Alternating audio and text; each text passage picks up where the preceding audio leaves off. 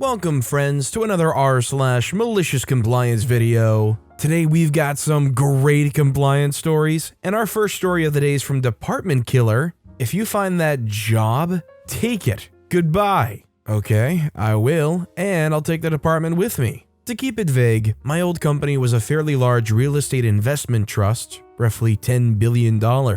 I was a part of a very niche M&A shop that was typically the black sheep of the company. It felt like anything we did was just a hassle overall, and it wasn't really worth the company's time to entertain these acquisitions anymore. I was a part of the minuscule-sized deal team, 3 of us including myself, that closed over 60 deals per year, with 45 to 50 active deals at one time. Typically, each deal took about 4 to 9 months from start to finish, depending on the seller's competence level and organization. This was my first job out of college. I knew the career path I wanted to take was going to require long hours and no vacations. But typically in finance, the salary will reflect that commitment. Well, for this job, I was making $52,000 a year, working 80-hour weeks, $12.50 an hour gross pay.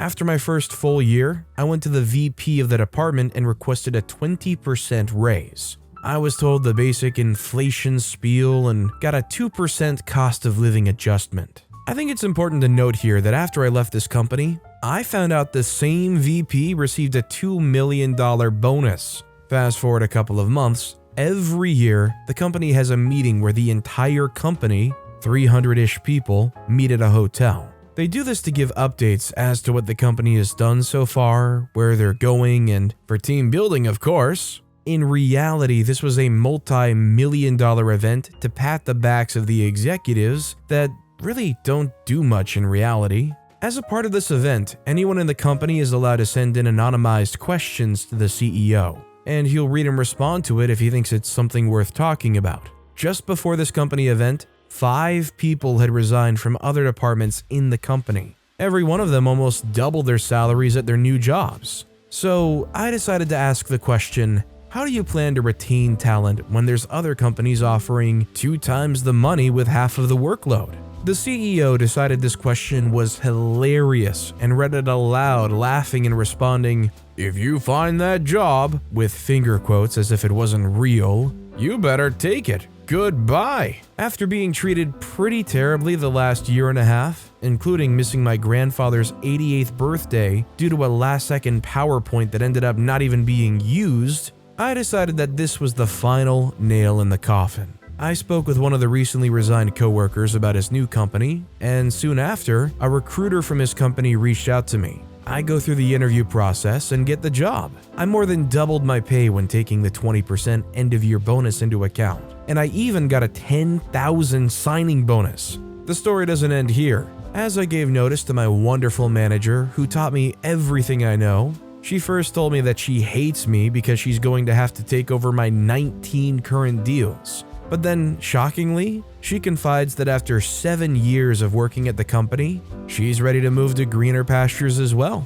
I decided to call the recruiter that reached out to me originally and ask if there's any other positions open at my new company. She says yes, they interview her, and she gets the job as well a month later. 2 down, 1 to go. The final coworker was not hard to convince as he saw 52 deals suddenly pile onto his desk while he was already underwater doing the same 80-hour weeks as I did. I worked with him to spruce up his resume and get the wheels turning. After 2 interviews, he was given a verbal job offer with an in-writing letter expected the next week. All said and done, all 3 of us ended up doubling our old salaries. The old company's now scrambling to replace us with over $100 million worth of deals that will grind to a halt when my last coworker makes his departure. My new gig doesn't feel like real life. I have a fantastic boss that respects my time outside of the office, to the point that he gave me 2 weeks in between jobs to unwind after my previous role. My workload is 30% of what I used to do as well. My old manager got the same 2-week treatment and is currently enjoying her time off and will start in the middle of October. If I was only given that 20% raise. Well, I'll tell you one thing, this real estate investment trust didn't get to $10 billion by handing out people 20% raises. I think any company that's reaching those numbers is going to be one that is absolutely cutthroat. They want labor and they want it as cheap as they can get it for as long as they can get it, and they'll try to go through turnover and probably high turnover before they ever start reasonably raising the wages. If a company stiffs you on a raise like that and you know you're getting well underpaid, you get a new job offer that is way better, would you even give that company a 2 weeks notice? Or if you could without any issues, would you just dip and leave to that new job right away? Let me know what you guys think in the comments down below. By the way, if you're enjoying these stories, make sure to hit those like and subscribe buttons down below so you never miss any of my daily videos. That said, our next story is from Decent Syrup 371. Customer didn't want to spend money on oil. This happened about 15 plus years ago.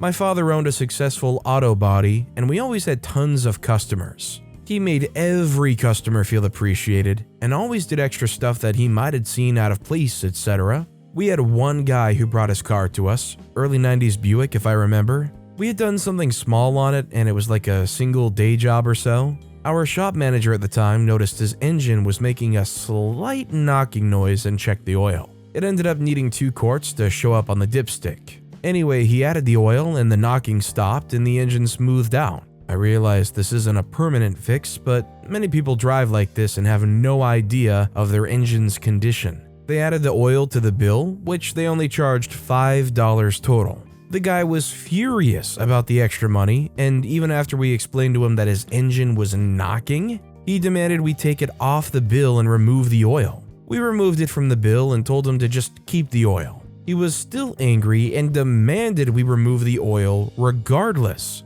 We drive it back into the shop on a lift, remove the oil, and showed him it was removed. He tells us we're trying to nickel and dime him, etc., etc. He starts the car back up. The engine proceeds to knock.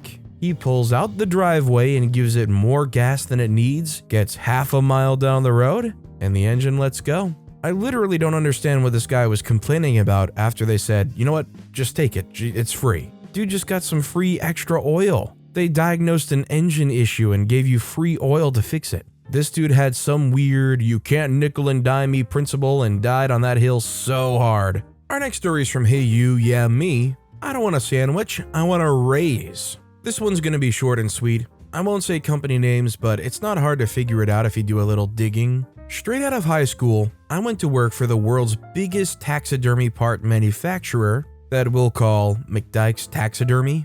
McDyke's is a big company with a high turnover rate because they didn't pay well. Me being in high school, I didn't care because I was able to buy weed and put my own gas in my car. Some years down the road, I ended up becoming the team lead at 21 years old. I was even the temporary department manager when the real one went on vacation. I was in charge of people 3 times my age, but as life went on, more and more bills were made in my name.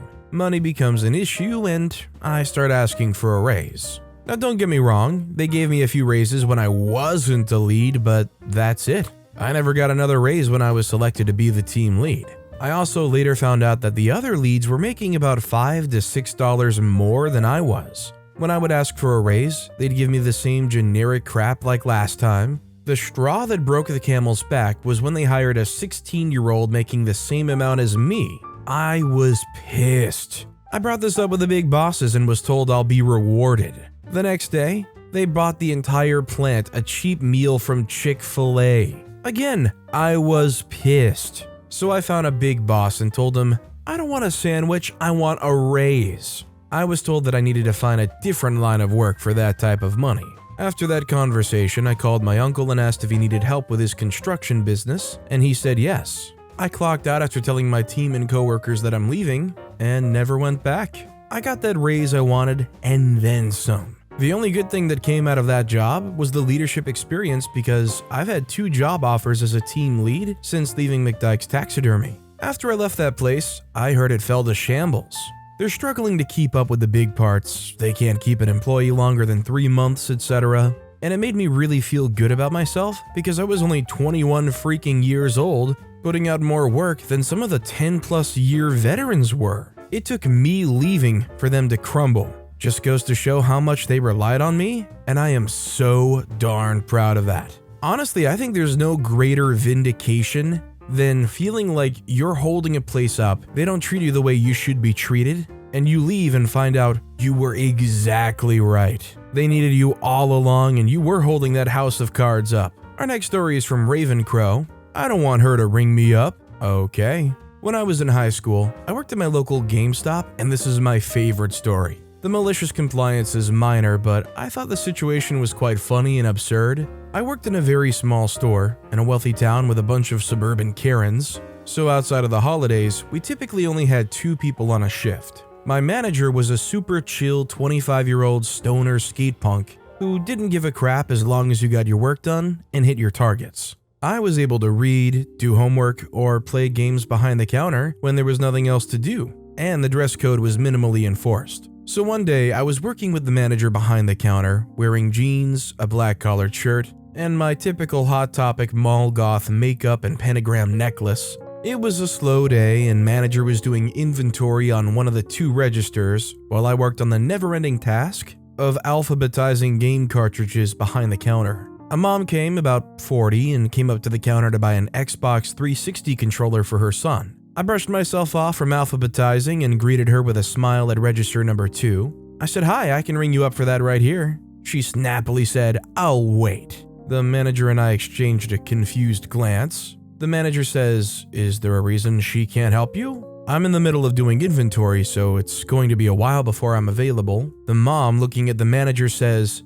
"I don't like her necklace. It's satanic." I looked at the manager in shock and surprise, then just slowly lowered myself back behind the counter to continue alphabetizing while trying to stifle my laughter. So we complied with her request and let her wait 10 minutes for the manager to finish up, lest her Xbox controller gets cursed by my evil 17-year-old goth fingers. After she left, my manager said to me, "Her kid's probably playing freaking Call of Duty with that controller too." I was literally going to say the exact same thing that the manager said. What do you think she's enabling by getting that 360 controller for their son? Like, just imagine they're playing like Doom or something, where there's nothing but hellish monsters everywhere and you're just blasting their heads off. Just seems a little bit rich. Our next story is from Farm Mediocre. I'm in touch with somebody else that works here. I don't need your help.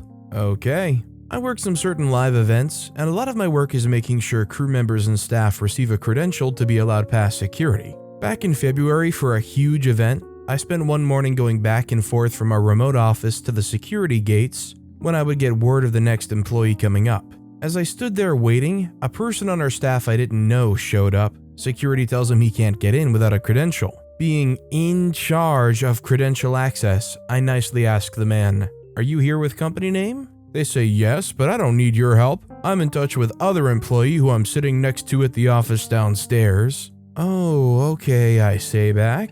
He was just too good for me to talk to him. He thought he was better than me, so I decided not to ever look at him or deal with him again. As he stands at security, I end up going back and forth about 5 times to let other employees in with the credentials in my hand. At this point, he's fuming and wants to ask me for help, but it was way more fun to tell him he just needs to talk to the girl whose desk is next to mine. She was in a meeting for another hour. I don't know if this guy was just having a bad day or just felt like he wanted to go on a power trip, but everything this guy did here was just buffoonery. And our final story of the day is from an anonymous poster. Style Guide says not to use foreign plurals. Guess I'll call it a datumsbase then. I was working in science communication when our in-house copy editor created a style guide. According to the guide, you shouldn't say there are 1,612 cats. Instead, you should spell out numbers 1 to 9 and use numerals for numbers over 10. Okay, no worries. The author didn't like too much punctuation. Don't use Oxford commas, they're unnecessary, if you say so. We were also told not to write octopi or octopodes, but to stick with octopuses. Foreign plurals are usually wrong and always pretentious. Avoid them. Malicious compliance time. From the day the new style guide launched, a Thursday, I'd had 2 working days before our part-time copy editor was back in the office. 2 whole days of delightedly replacing foreign plurals with English versions of them. Data, foreign plural, pretentious, get rid of it. A database? No, datumsbase is a great way to store large amounts of information. Analyses? Pretentious. Our analyses showed that. Criteria? Nope. The selection criterions for this job are media. There was great mediums coverage of our work, including on CNN and in the Washington Post. Come Tuesday, I received a very mild talking to. Yes, OP, you're very clever. Stop it. And the style guide was updated to suggest we use common sense. Since then, though, it's become a running joke among a few of us, and we do our best to only half-butt whatever the foreign singular might have been. So, what are you gonna have for lunch today, dear Redditor? Raviolos or spaghettisis? See, I personally don't agree with this style guide. I believe very strongly in the Oxford comma. Cause like if you say, I love my mom, dad, and grandma, you naturally have those pauses in there that are perfect for 2 commas. But I think if you only use 1 comma and you leave out the Oxford comma, my brain can just read it weirdly like, I love my mom, dad, and grandma. Like I feel like you just need that comma for that slight pause in there. But with that being said, that's all the time we have for today. Now, if you want to hear another absolutely awesome malicious compliance story, click on that left video. Or if you missed my latest video, check out the one on the right. That said, I'll see you all next time with some more stories.